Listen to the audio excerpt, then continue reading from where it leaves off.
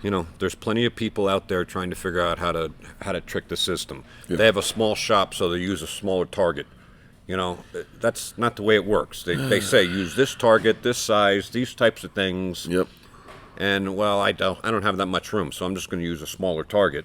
And well, what are the chances that's going to work itself out? You could be driving into the lane next to you. I've never seen an OEM that would recognize, especially in an ADAS scenario, Right. anything but OEM, original equipment manufacturer.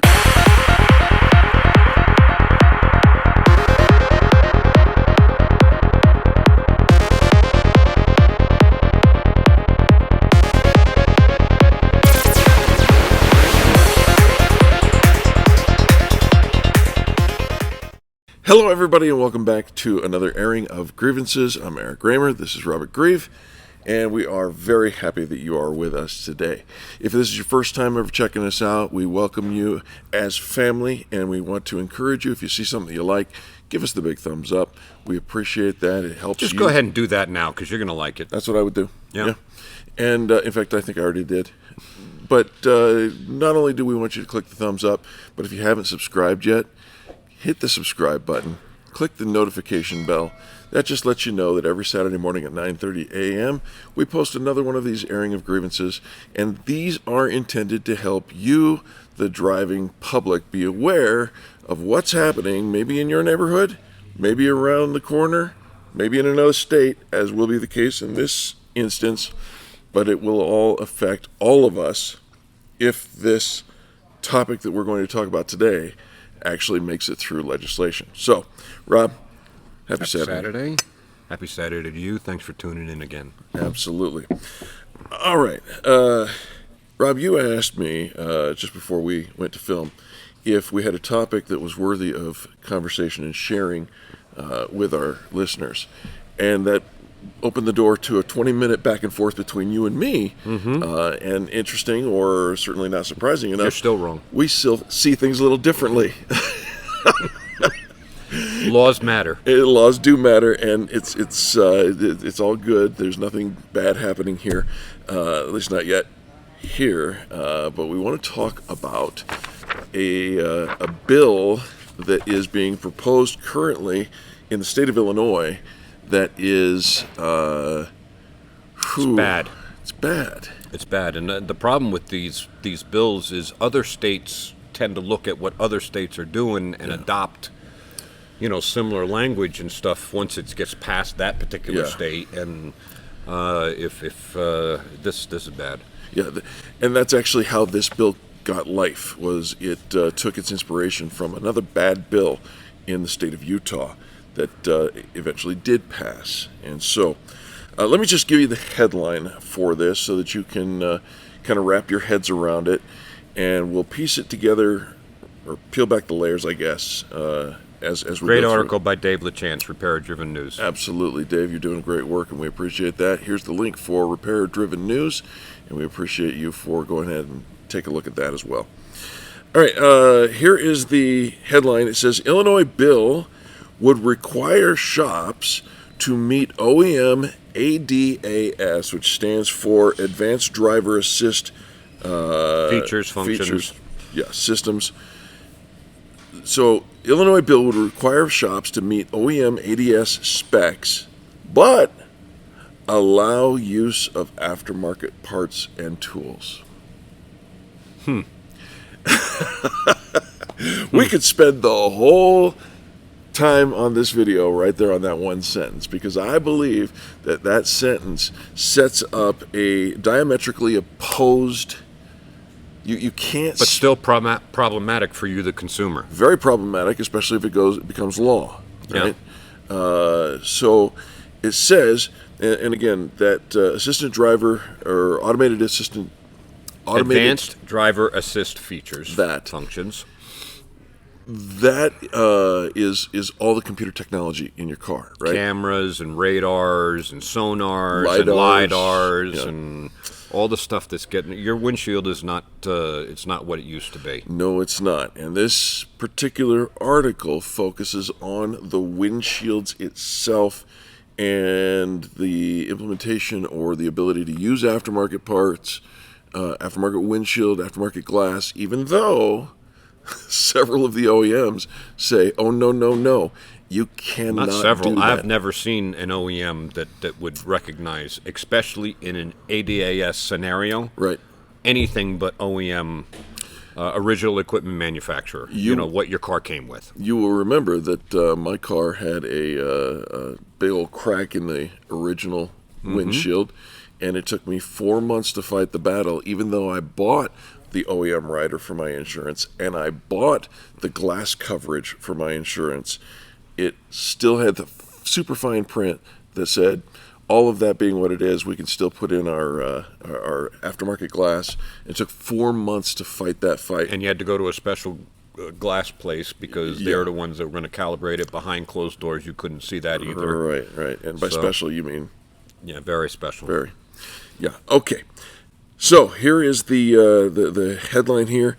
A bill that would require repairers and glass shops to meet or exceed OEM specifications when calibrating advanced driver assistance systems, ADS components, but would seemingly also permit the use of aftermarket tools, glass, and parts is under consideration in the Illinois legislature. Yeah. I don't even know what to say about that. You know, like you said, they just oppose. The sentence fights itself. The sentence fights itself. Because the OEM, you know, they have very incredibly specific procedures for calibrating these vehicles and what needs to be in play. Sometimes it's a special adhesive. Right. Like if we replace an Audi windshield and a BMW windshield, we buy the glue or the sealer, the urethane, from the manufacturer to put that in because it's made for that windshield in that car. Right. You know, the procedures are going to call out the use of specific parts and materials and procedures. And none of those parts, materials, or procedures and tools are going to be ever mentioned as an aftermarket, right, in this scenario. Well, the irony of this is that even here, it doesn't spell out what specific components this bill is embracing or excluding. The bill is, as it is written, so ambiguous that I don't know how you could vote on it if it ever got to the point of voting on it. People vote on stuff all the time. I know. It's because they don't read the stuff. All right. So here's another point. It says the bill would require a repairer to inform the customer if a calibration is required. Good luck with that. And if it will be performed. If performing a calibration, the repairer must meet or exceed the manufacturer's specifications. That's what the bill states. Yeah. So let's go back a little bit.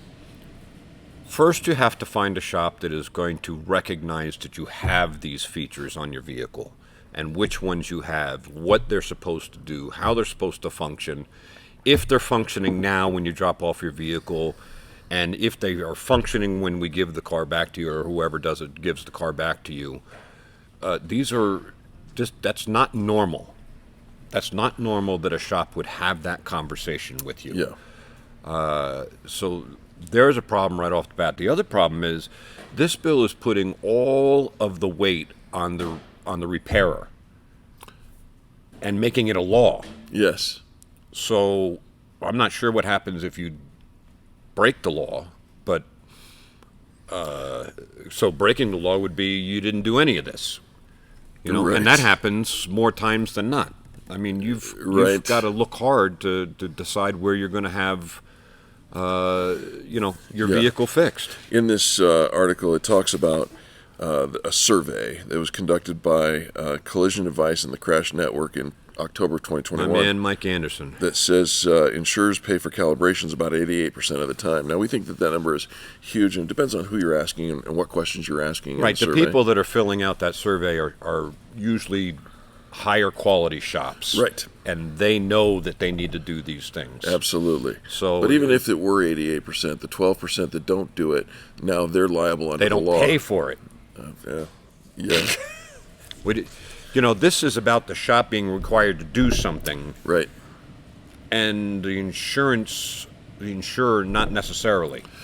Right. So, while the shop is always responsible for the repairs because they are the professionals, and this situation is no different.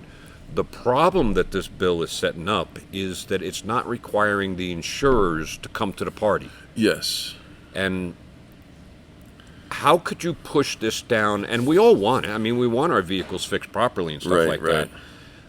And we want to hold somebody accountable for fixing it properly, which would be the shop. Right. But the shop, at that point, also has to do it the way the OEM says. Right. And if the OEM says no aftermarket glass, and they put aftermarket glass in, the insurance company is off the hook, according to this. Right. And the body shop's fully on the hook. It's bad for the shop. can And of here's worms. where it's bad for you. Yep. The shops can't take on this expense. They can't take on this expense. So what's going to happen is, and windshields today, some of them are $1,000, $2,000, depending on what Mine was calibrations. $1,600. Yeah, depending on what the calibrations are. It's not for the glass anymore. Again, it's not about fixing a dent this big. It's about the whole process. Right.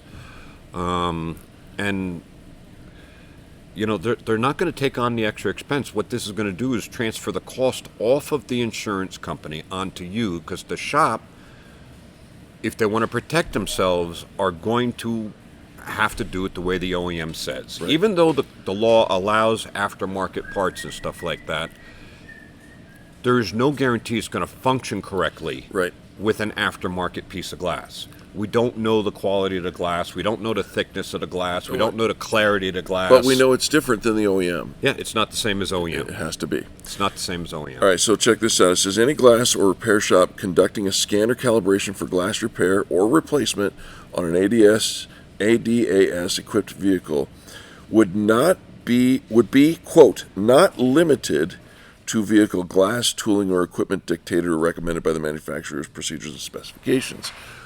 It just said you gotta follow OEM, but Except you're not limited to that. Which, again, contrast. We've been talking about how the insurer plays into this, and we're going to jump into that here as well. Under House Bill 5409, and by the way, I'll put a link to House Bill 5409 so you read it for yourself if you are of the mind to do so. Insurance companies would not be required to pay, quote, more than a fair and competitive price for the local market area, end quote, the bill states. there's those words again, fair and competitive. And it goes on to say it does not spell out how that competitive price would be determined or by whom. Can we take a guess whom might be determining Yeah, we know whom. that price? Mm-hmm. Yeah. Whom is the insurance companies. Yep. And that fair and competitive price is determined by them with their own pool, their own surveys, internal surveys that are not publicly available. And they say, hey, you're the only one. You're the only one Yep. who makes us do this. Yeah. It happens all the time. So what's going to happen is you're going to bring your car to the shop. It's going to need a windshield, or maybe the windshield's part of the claim. Like the hood chipped the edge of it, or the fender or something. Right. It happened in the accident. And the body shop, if you picked a good one, is going to say, the OEM says we have to do these calibrations using this type of equipment, using these types of parts, and here's how much it's going to cost. The insurance company is going to turn around and say, well, the law allows us to, we can just pay for aftermarket. And whatever Joey Bag of Donuts down the street, Bob's Backyard Barbecue and Body Shop, whatever they charge, that's going to be that's what we're going to fund. Mm-hmm. And that happens today in normal course of talking with these adjusters. Yeah. But the difference is when there's a law in place. Right. So now you as a consumer are going to eat the difference of what the insurance companies are going to pay. They're off the hook because of this law, Yeah. and you're on the hook for the difference.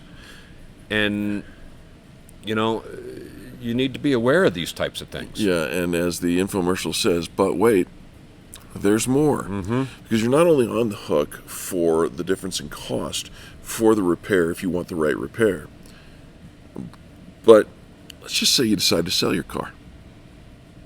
Let's say you want to sell your car. Anyone who knowingly offers a car for sale with an ADAS system that is inoperable or has not been calibrated to OEM specifications would have to provide written notice to the buyer. That's a detail that will fall out of mind, out of sight, out of mind. And then it says the bill would allow buyers to pursue civil claims if the information hasn't been disclosed and imposes a $500 civil penalty. So if you don't pay the money to get your car fixed properly and calibrated properly and can't prove that you did, Right. then you are on the hook. And if you put in an aftermarket Unless you part, tell them. Right. If you put in an aftermarket part and you don't tell them that you put in an aftermarket part because it can't be calibrated exactly the same as it is with an OEM. You know, there's lots of ways to fudge calibrations. Yeah. Whether it's working as designed or not is a whole different story. There's plenty of people out there trying to figure out how to trick the system. Yeah. They have a small shop, so they use a smaller target.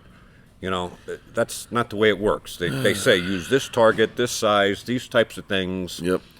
And well, I don't have that much room, so I'm just going to use a smaller target.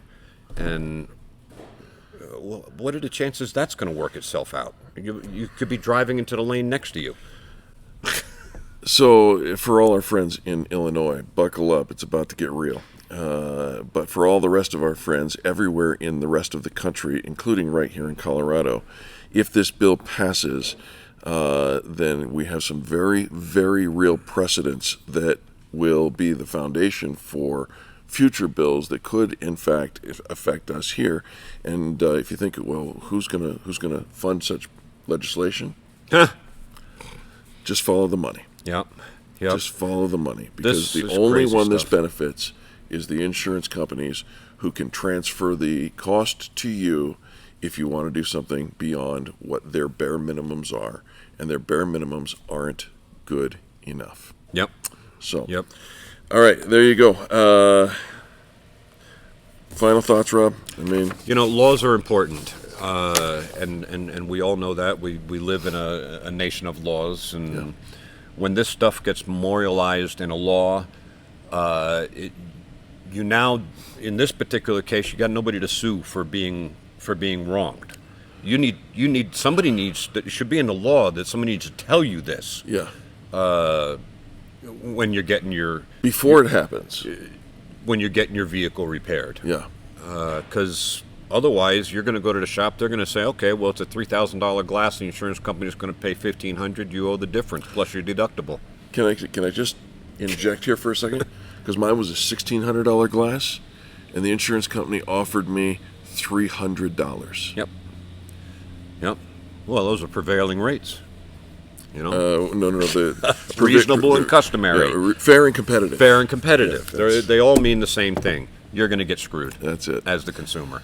All So right. pay attention to this stuff. Get a good policy with a good company, and you shouldn't have too much of a problem. I mean, we have insurance companies that don't play by these types of rules. They don't need this kind of a legislation. And then we have insurance companies that stand on this type of legislation and say, that's all we owe. Yeah, absolutely. So, And on that note, I want to make sure that if you've made it this far into the video, I will put in a copy to the article as well as to the House Bill 5409, I believe it is, and we will kind of get you on the track of taking a look at what that means to you. Similarly, if you haven't checked us out yet recently, come on over to nylundscollision.com. Nylundscollision.com, here's the link for that. And you might notice we've got a new tab on the menu bar. I love the new tab. Yeah, it's for consumer resources, and It's for you. It is for you, 100%. And we'd love to hear your comments about this topic that we're talking about today. Any of the topics that we've seen before. All the airing of grievances videos are also listed on that menu bar at nylandscollision.com. But there's also a couple of other cool things at the top of that page. If you want to take a look, if you're here in Colorado for sure, and take a look at discussing with an attorney a case, if you feel like you've been hard done by, we've got a connection for you there, and lots of other things. So you just go take a look at it and tell us what you think. All right? Appreciate We it. appreciate your feedback. Rob, I appreciate your time. Happy Saturday. And happy Saturday. Happy to you. Saturday to you. Have a blessed week.